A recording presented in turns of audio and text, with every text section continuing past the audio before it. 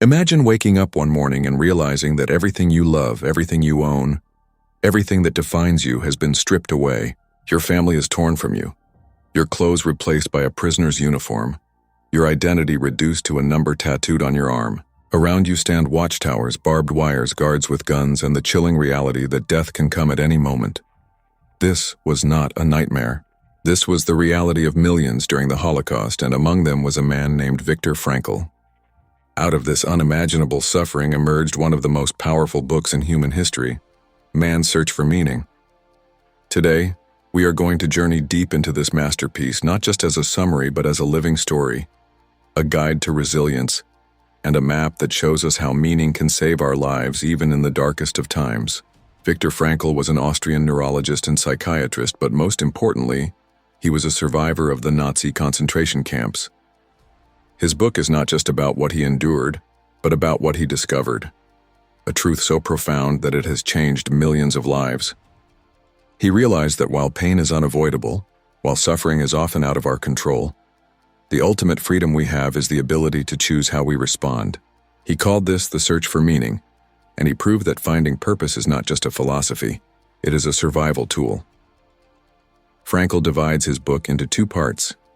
The first part is his personal experience in concentration camps, where he reveals the day-to-day horrors, the dehumanization, the hunger, the beatings, the slow death of hope that many prisoners faced. But within this hell, he also discovered why some survived while others gave up.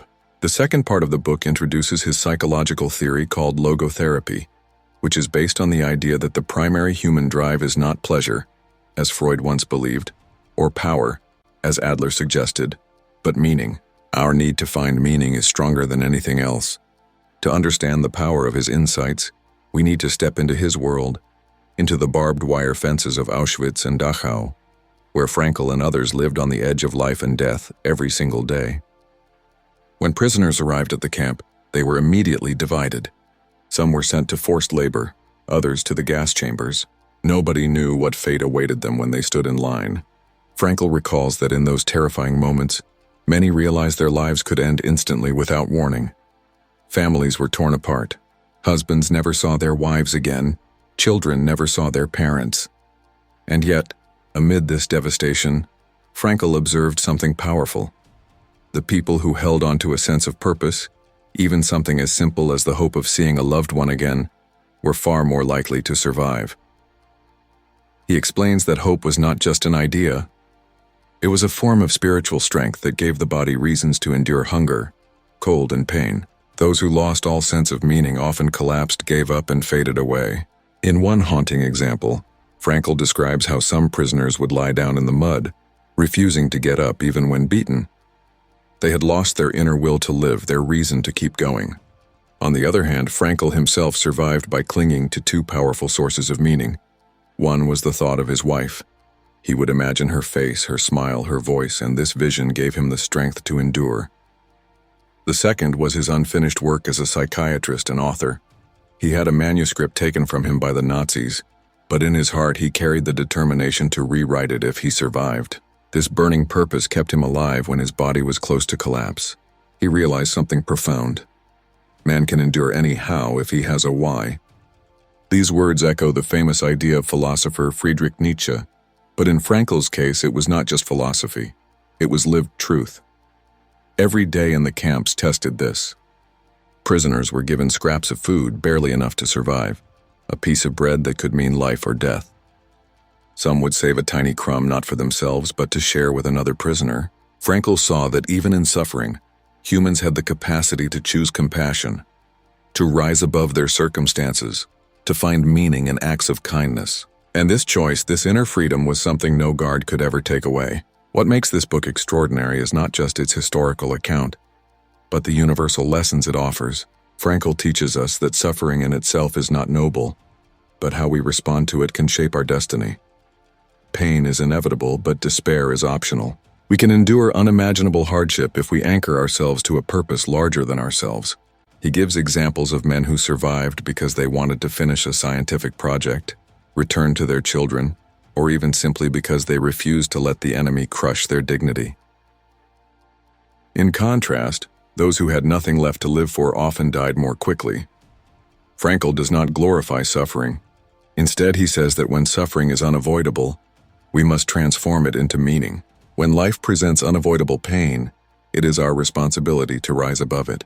But when suffering is avoidable, then it is foolish to embrace it. The balance lies in recognizing what we cannot change, and then choosing how to live through it with purpose. His message resonates deeply even outside the camps. Think about our lives today. We may not be facing concentration camps, but we all encounter suffering, loss, disappointment, failure, heartbreak, illness. Frankl's insights remind us that the same principle applies. Meaning can transform suffering into strength. Purpose can carry us through the darkest nights. He observed 3 primary sources of meaning. First, through work, by doing something significant, creating, contributing to the world. Second, through love, by caring deeply for another human being, finding meaning in relationships. And third, through courage, by choosing how we face suffering when it cannot be avoided. These 3 anchors form the foundation of logotherapy, his approach to healing the human spirit. Imagine a man who knows he will die tomorrow. What makes him endure today? If he has someone to love, something to work for, or the courage to face his suffering with dignity, then his life has meaning even until the very end. Frankl witnessed this over and over again. In the camps, some prisoners chose to comfort others, to share words of hope even when they were dying themselves. In their final moments, they showed that meaning is not dependent on circumstances. It is something we create within. The first part of man's search for meaning is raw and emotional, describing the brutality of the camps. But it is also filled with stories of resilience, of tiny sparks of humanity that refuse to die in the face of overwhelming darkness. For example, Frankl recalls moments when prisoners would stop for a second to admire a beautiful sunset, even though they were starving and freezing. That glimpse of beauty gave them a reminder that life still held meaning, that the human spirit was not broken. Such moments show us that even when stripped of everything, humans can find meaning in love, in beauty, and purpose. Frankl's own survival became proof of his theory. He endured because he chose to give his suffering meaning, and this is the core lesson he passes to us. We cannot always control our circumstances, but we can always control our response. Meaning is what makes life worth living, even in the face of death. Frankl explains that one of the most striking features of camp life was the way suffering stripped people down to their core. Masks were removed, pretenses dissolved.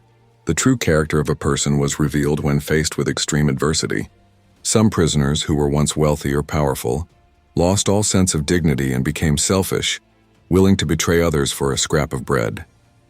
Yet others who had nothing demonstrated immense generosity and courage. This revealed to Frankl that character is not defined by status but by choices. Even in the most degraded conditions, people still retained the power to choose who they would become. He observed that suffering magnified human behavior. A selfish man became more selfish, but a compassionate man became more compassionate.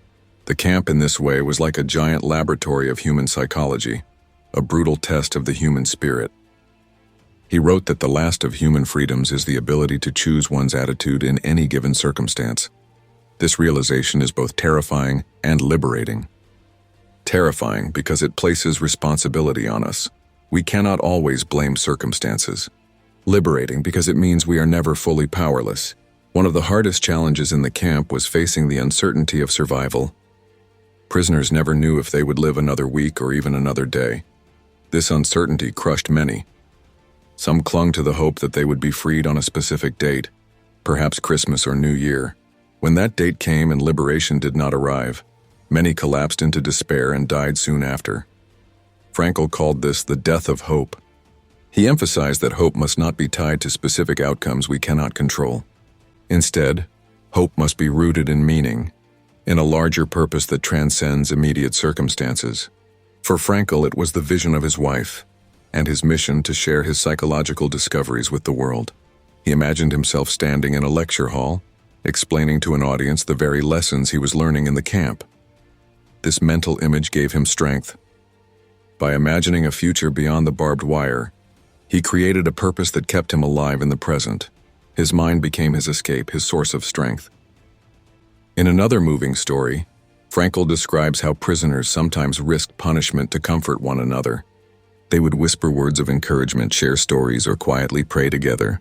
These small acts of humanity were like sparks of light in the overwhelming darkness. They demonstrated that even when everything was taken away, the capacity for love and compassion could not be destroyed. Frankl learned that love is the highest goal to which man can aspire. Even when separated from his wife, even without knowing if she was alive, the thought of her love gave him meaning. He wrote that the salvation of man is through love and in love. Love gave him the courage to endure, the strength to rise above despair. This is a truth that extends far beyond the camps. In our own lives, no matter how difficult things become, love can give us a reason to keep moving forward. Another insight Frankl shares is that humor, even in the camp, played a role in survival.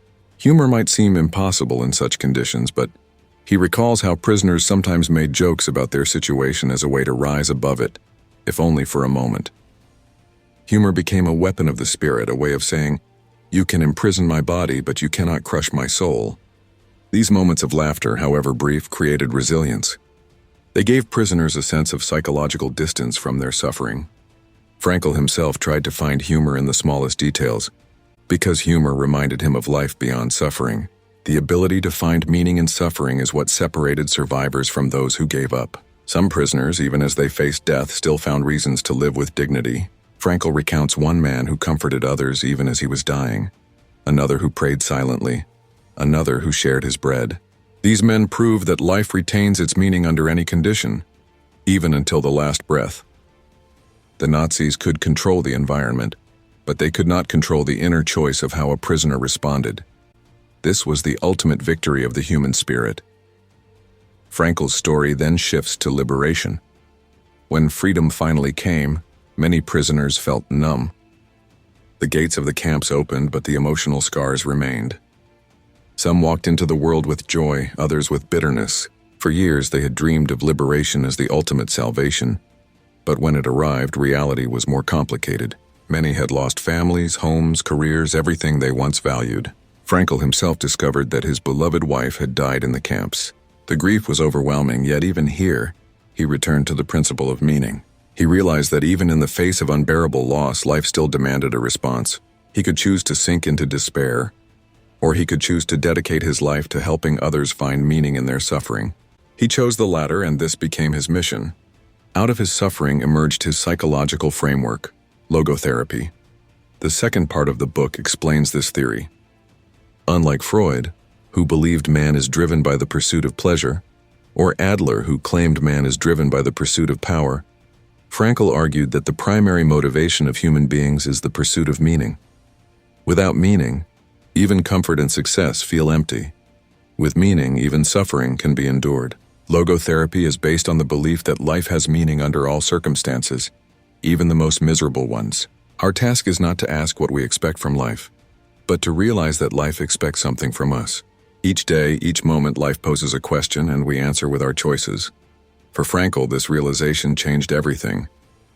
He saw that people can bear any suffering if they understand that their life still holds purpose. For some, that purpose might be to care for loved ones. For others, it might be to complete a project to serve humanity, or simply to live with dignity. Purpose is personal, and it must be discovered, not invented. Logotherapy emphasizes three main paths to finding meaning. The first path is through creating or doing something significant. This could be art, work, or any contribution that leaves a mark on the world. The second path is through experiencing something or someone we deeply value, such as love, beauty, or nature. The third path is through the attitude we take toward unavoidable suffering. When suffering cannot be escaped, it can be transformed into achievement by how we face it. For example, a person who loses their health can still choose to live with courage, inspiring others by their strength. Frankl's teachings resonate with millions because they are practical. He does not deny suffering. He does not offer shallow optimism. Instead, he acknowledges that life is filled with pain, but insists that meaning can always be found. This message is timeless. In today's world, people often struggle with emptiness, with a lack of purpose. Many have material comfort yet feel restless and unfulfilled. Frankl would say that the missing ingredient is meaning. Without a why, we become lost. With a why, we can endure anything. Frankl explained that one of the greatest mistakes people make is thinking that life owes them happiness or comfort. In reality, life does not owe us anything. Instead, it constantly asks us questions, and it is up to us to respond responsibly. The question is not, what do I want from life? But rather, what does life want from me at this very moment? This shift in perspective changes everything.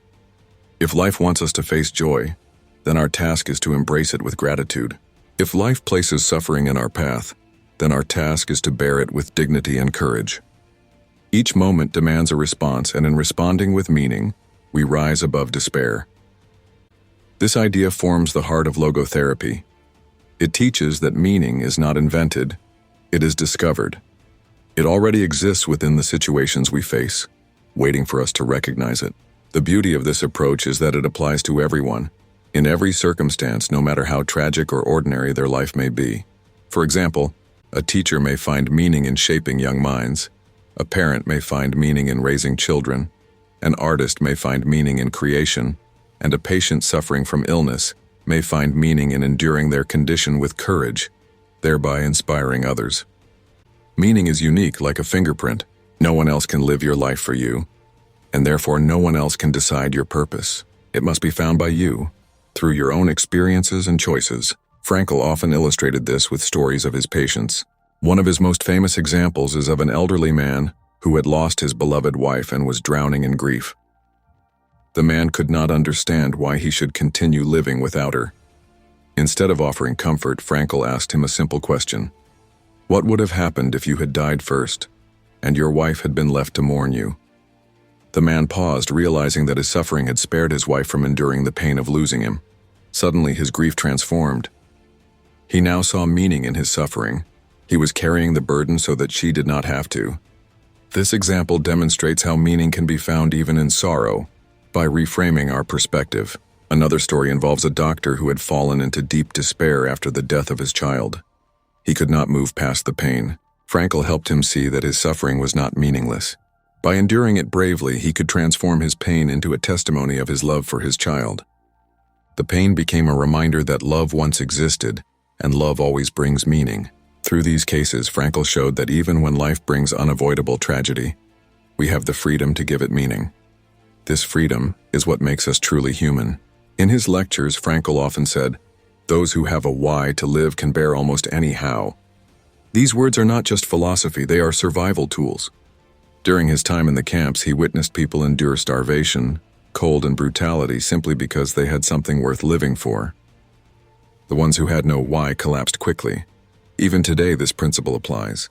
People who find meaning in their work, in their families, in their goals, can withstand incredible challenges, but those who lack purpose often feel lost, even when life appears comfortable. Frankl described this state as the existential vacuum. This vacuum is a sense of emptiness, a lack of direction. It often leads to boredom, depression, or destructive behavior. He warned that in modern society, where material needs are often met, this vacuum has become more common. People chase pleasure, success, or distractions, but without meaning, these pursuits leave them empty. He argued that meaning is the only true antidote to this emptiness. Many people confuse happiness with meaning. But happiness is a byproduct, not a goal. It comes naturally when we live with purpose. When we chase happiness directly, it often slips away. But when we dedicate ourselves to a cause greater than ourselves, or give ourselves fully to love, or face suffering with courage, happiness emerges quietly as a result. Frankl's insights also challenged the modern obsession with avoiding discomfort. He pointed out that suffering is not always meaningless. Of course, unnecessary suffering should be avoided, but when pain is unavoidable, it offers us a chance to grow, to transform, to find meaning and resilience. Avoiding all pain leads to emptiness, while embracing pain with purpose leads to strength. One of the most moving aspects of Frankl's philosophy is that it gives dignity to every human life. Even in a hospital bed, even in prison, even in poverty, one can find meaning. A person who cannot move or speak can still choose their attitude toward life, still inspire others with their courage. This is why logotherapy is often called a therapy of meaning. It does not remove pain, but it transforms the way we see it. Frankl himself admitted that he would not wish the horrors of the concentration camps on anyone, but he also acknowledged that those years gave him the deepest insights into the human soul. His suffering became the foundation for a message that continues to save lives. In this way, his own pain was not wasted. It became meaningful. The most profound lesson of man's search for meaning is this: life has meaning under all circumstances. Even when the situation seems hopeless, even when suffering is unbearable, meaning can still be found. We may not always choose what happens to us, but we can always choose how to respond. This truth makes us free no matter the external conditions. Frankl encourages us to live as if each moment carries a responsibility. He asks us to imagine that we are living life for the second time, and that we have already made the mistakes we are about to make. With this mindset, we approach every decision more carefully, more meaningfully, as if it truly mattered. And indeed it does. Because life is not a rehearsal. Each moment is unique, each choice unrepeatable. Frankl often reminded people that meaning is not abstract or theoretical. It is deeply practical. It shows itself in the small decisions we make every single day. For example, when someone faces a difficult challenge at work, the easy choice might be to give up, complain, or blame others. But meaning invites a higher choice: to see the challenge as an opportunity to grow, to contribute, to prove resilience. Similarly, when a person goes through heartbreak or loss, meaning reminds them that their pain is not pointless. It becomes a testimony of their capacity to love deeply, and even in grief, they can find purpose by supporting others who suffer. Frankl's wisdom also applies to our daily frustrations, the traffic jams, the arguments, the disappointments. He would say that even here, life is asking a question: how will you respond? Will you let anger or negativity control you? Or will you rise above, demonstrating patience, dignity, and strength? Each moment carries meaning if we are willing to see it. One of the core strengths of Frankl's message is that it does not deny human suffering. Unlike many self-help philosophies that promote only positive thinking, Frankl accepts that life can be brutal, unfair, and painful. But he refuses to let pain have the final word. He shows that meaning can shine through even the darkest experiences. In doing so, he gives people hope that is not fragile or shallow, but deeply rooted in truth. He observed that many people fear suffering not just because of the pain itself, but because they think it makes life meaningless. But once we realize that suffering can hold meaning, fear begins to lose its power. Imagine two people climbing a mountain. One sees only the pain in each step, the exhaustion, the difficulty. The other sees each step as part of a meaningful journey toward the summit. Both feel pain, but one transforms it into progress. This is the essence of Frankl's message. Our perspective changes everything. Another important teaching from Frankl is that meaning is always specific. It cannot be generalized. There is no one-size-fits-all purpose in life.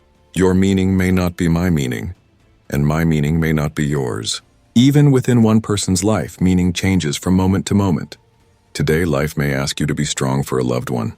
Tomorrow, it may ask you to pursue your dream. The next day, it may ask you to endure illness with courage. Each day, the question is new, and each day, the answer must be discovered anew. Frankl also warned against the trap of nihilism, the belief that life has no meaning. He saw this mindset destroy people in the camps, and he sees it destroying people in modern society too. When someone believes life is meaningless, they often fall into despair, addiction, or destructive behavior. But the truth, Frankl insists, is that life always holds meaning even when we cannot see it immediately. Sometimes meaning is hidden, waiting to be revealed later. For example, a person may suffer for years not understanding why, but one day they might use their experience to help others, and suddenly their suffering becomes the foundation of someone else's healing. In this way, pain is not wasted. It becomes part of a larger story. Frankl called this the defiant power of the human spirit. No matter how dark the situation, we can defy despair by choosing to find meaning. He himself defied despair in Auschwitz by imagining his wife, by imagining future lectures, by imagining the possibility of writing his book. Those visions were not fantasy, they were anchors that gave his life direction. And indeed, when he survived, they became reality. He wrote the very book we are now discussing. In this sense, his suffering gave birth to hope for millions. Another fascinating insight from Frankl is that meaning is often discovered through responsibility. He said that freedom without responsibility is dangerous because it leads to emptiness. True freedom is the ability to live responsibly, to take ownership of our choices, to serve something beyond ourselves. This is why he suggested that the Statue of Liberty on the East Coast of America should be complemented by a Statue of Responsibility on the West Coast. Freedom and responsibility must always go together.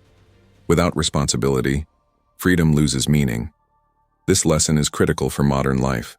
Many people today value independence and personal choice, but without a sense of responsibility, their lives often feel empty. Frankl teaches that taking responsibility for our families, our communities, our work, and our values gives us a deeper sense of purpose. He challenges us not to ask, "What can I get from life?" but rather, "What does life expect from me?" This is a higher calling. This is the road to meaning. One of the most powerful applications of Frankl's philosophy is in facing death. He believed that death itself gives life meaning because it makes our time precious. If we lived forever, we would take life for granted. But because our days are limited, each choice matters. Each act of love, each moment of kindness, each courageous decision carries infinite weight. Frankl encourages us to live with the awareness that time is short, that each day is an opportunity we will never have again. Instead of despairing about mortality, we can let it motivate us to live more fully, more meaningfully. When we accept death, we stop wasting time on trivial things. We focus on what truly matters. Frankl himself, having faced death daily in the camps, knew this truth intimately. For him, life was not about avoiding death, but about making every moment between birth and death count. This is what made his message so urgent and powerful. The deeper we go into Frankl's journey, the clearer it becomes that suffering in itself is not the enemy. It is meaningless suffering that breaks the human spirit. When pain has no purpose, when hardship feels arbitrary and empty, the human soul collapses. But when pain is connected to meaning, even the harshest cruelty becomes bearable. Frankl explains that in the camp, those who found a purpose beyond themselves, whether it was surviving to reunite with family, continuing important work, or simply maintaining inner dignity, had a far greater chance of survival than those who saw only emptiness. He tells us about prisoners who, despite their frail bodies, held on because they still had a responsibility, something unfinished in the world that was calling them. Others, when they lost that sense of purpose, would give up overnight. Frankl describes how some would stop eating, stop moving, stop speaking, and within days they would die. The body follows the mind. The camp became the ultimate laboratory of the human condition. Here, Frankl tested and observed the depth of human resilience. He saw that when a man understands the why of his life, he can endure almost any how. This echoes Nietzsche's words, which Frankl often repeated: "He who has a why to live for can bear almost any how." The key lesson is not just about survival in concentration camps. It is about survival in the battlefield of life itself. All of us at some point face suffering. We lose loved ones, we fail in dreams, we face illness or despair. In those moments, what keeps us alive is not the absence of pain, but the presence of meaning. Frankl emphasizes that meaning is not something handed to us. It must be discovered. Life does not owe us happiness or comfort. Instead, life asks us a question every single day. What meaning will you create from this moment? Each person must answer individually. Meaning can be found in three primary ways: through work, by creating or achieving something; through love, by experiencing and nurturing deep connections with others; and through suffering, by facing unavoidable pain with courage and dignity. Even suffering can become meaningful if we approach it with the right attitude. Imagine someone lying sick in a hospital bed. They did not choose the illness, but they can choose how to respond. They can fall into despair, or they can inspire others by demonstrating courage and grace in their struggle. That is the essence of Frankl's philosophy. Freedom lies in our attitude toward what we cannot control. Frankl also describes the small but powerful acts of kindness that gave meaning to the darkness of the camps. A prisoner sharing his last piece of bread, another comforting a fellow sufferer, or someone simply lifting their eyes to the sunset through barbed wire. These moments became sparks of humanity in a sea of cruelty. They proved that even when everything is stripped away, man can still decide to be kind, to be dignified, to be human. And here lies another profound insight. We often think freedom means external choices: where to live, what career to pursue, how to spend our money. But true freedom, Frankl insists, is inner freedom, the freedom to choose one's attitude in any circumstance. Even when chained, starved, and beaten, man can still decide whether to surrender to hatred or to hold on to love, whether to curse life or to bless it with meaning. That is why Frankl calls this the last of the human freedoms, the ability to choose one's own way. From this foundation, Frankl developed his life's work, logotherapy. Unlike psychoanalysis, which digs into the past, logotherapy is future-oriented. It does not ask, "Why did you suffer?" Instead, it asks, "What will you do with your suffering? What meaning will you extract from it? How will you respond?" This shift is revolutionary because it empowers individuals. It does not make them victims of fate. It makes them authors of meaning. The essence of logotherapy is that life is not primarily about pursuing pleasure or avoiding pain, but about finding purpose. Human beings are not destroyed by suffering. They are destroyed by meaningless suffering. But once you attach meaning, you gain the strength to go on. Frankl often reminds us that life is not something we demand answers from. It is something we answer through our actions. Every day, every moment, we are being asked by life, "What is your meaning right now?" The way we live is our answer. For a young person, it might be dedicating themselves to studies, art, or a dream. For a parent, it may be raising a child with love. For someone facing death, it might be meeting their end with dignity, so that others are inspired. Meaning is everywhere. It is hidden in work, in love, and even in suffering. The key is to discover it, embrace it, and live it. In the second half of the book, Frankl transitions from memoir to deeper psychological reflection. He tells us that his theory, logotherapy, is not built in comfortable classrooms but in the ashes of Auschwitz. It is proven by the fact that men who had every reason to despair still found strength when they had purpose. And it is this message that transforms man's search for meaning into not just a Holocaust memoir but a timeless guide for humanity. So the question comes to us, what is our meaning? How do we find it in a world full of distraction, suffering, and uncertainty? Frankl says we must stop asking what we expect from life and instead realize that life expects something from us. We are not here to demand. We are here to respond. Life is a challenge, and the only way to meet it is to take responsibility for our existence, to live as though each moment has significance. When you wake up tomorrow, life will ask you, what meaning will you live today? And the answer will not come from grand speeches but from small choices. Whether you treat people with kindness, whether you dedicate yourself to your work, whether you stand firm in the face of hardship. Meaning is not abstract. It is practical. It is lived, not spoken. This is the essence of Viktor Frankl's discovery, and this is why his book continues to inspire millions across the world. Frankl goes further by addressing a universal misconception about happiness. Many people believe that life is about pursuing pleasure, comfort, or avoiding pain. But Frankl challenges this idea. He insists that happiness cannot be pursued directly. It must ensue as a byproduct of living a life of meaning, just as laughter is not achieved by chasing it, but by living in a way that naturally produces it. Happiness arises when we align ourselves with purpose. If we make pleasure our primary goal, we end up empty. If we make meaning our goal, pleasure often follows. This is why so many people, even in prosperous conditions, still feel a deep emptiness. They may have money, fame, or leisure, yet inside they feel a void. Frankl calls this the existential vacuum, a sense of inner emptiness when life has no meaning. In modern times, this vacuum often shows up as boredom, depression, or addiction. People try to fill it with entertainment, consumption, or shallow pursuits. But these things never satisfy the deeper hunger of the soul. Frankl argues that this hunger is not for pleasure but for meaning. Without meaning, we feel restless. With meaning, even suffering becomes noble. He emphasizes that every age faces its own struggles, but the fundamental question never changes. What is the meaning of our life? During the war, meaning was about survival, dignity, and holding on to humanity in the midst of brutality. Today, it may be about resisting the emptiness of consumerism or building authentic connections in a digital world. The question remains timeless. Frankl also addresses responsibility. He warns us that freedom without responsibility becomes dangerous. Many people shout for freedom, but they forget that freedom must be paired with responsibility to create value. He suggests that just as America has a Statue of Liberty on the East Coast, it should also have a Statue of Responsibility on the West Coast, symbolizing that freedom is not only about rights, but about obligations to live meaningfully. This insight is profound because it shifts the focus from what can I take from life to what can I give to life.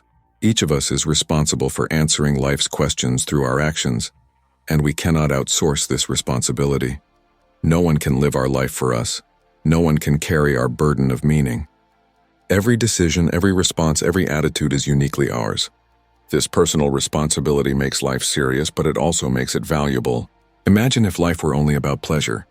Then our struggles, sacrifices, and even our love would lose depth. But because life demands meaning, every choice carries weight. Every moment becomes an opportunity to live with purpose. Frankl further explains that meaning is not something universal and fixed for all. It is deeply personal and unique to each situation. What is meaningful for one person at one time may not be for another. Meaning changes as life changes. A young artist may find meaning in painting. A mother may find meaning in raising her children.